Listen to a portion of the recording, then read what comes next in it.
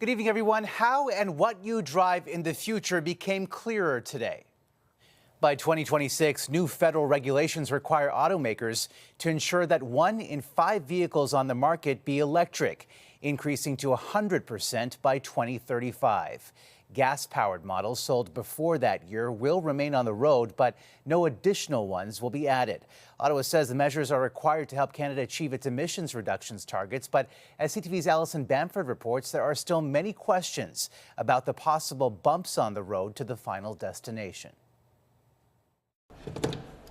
New national electric vehicle standards will be a bigger lift for some provinces over others. We don't have the supports in place to allow all Canadians to switch to electric.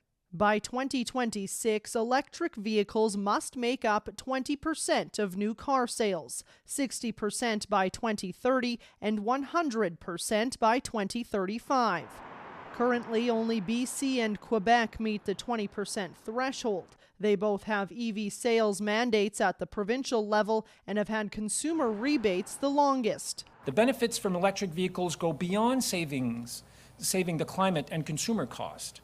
They also mean sustainably cleaner and healthier air. But cost, wait times, and the availability of charging stations are key concerns. Canada will need about 442,000 EV chargers to power its goal in 2035, according to the Canadian Vehicle Manufacturers Association. Natural Resources Canada says there are over 25,000 across the country, and 85% of them are in Quebec, Ontario, and BC. That means building 35,000 new chargers every single year. Currently, we build 6,000.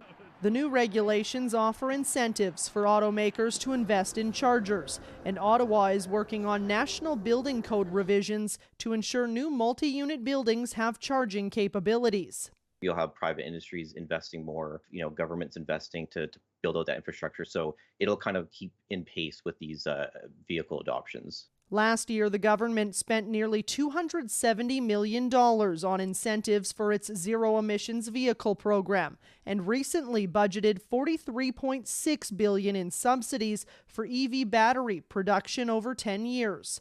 But some critics want to pump the brakes on spending and see what's actually driving EV interest with consumers. Let's let that play out a little bit more before we're just dumping in more and more taxpayer dollars into more subsidies. Canadian auto companies sold a record number of electric vehicles this year, but would still need to nearly double that number within the next 3 years to meet the first target of 20% by 2026. Omar? All right, Alison, thank you.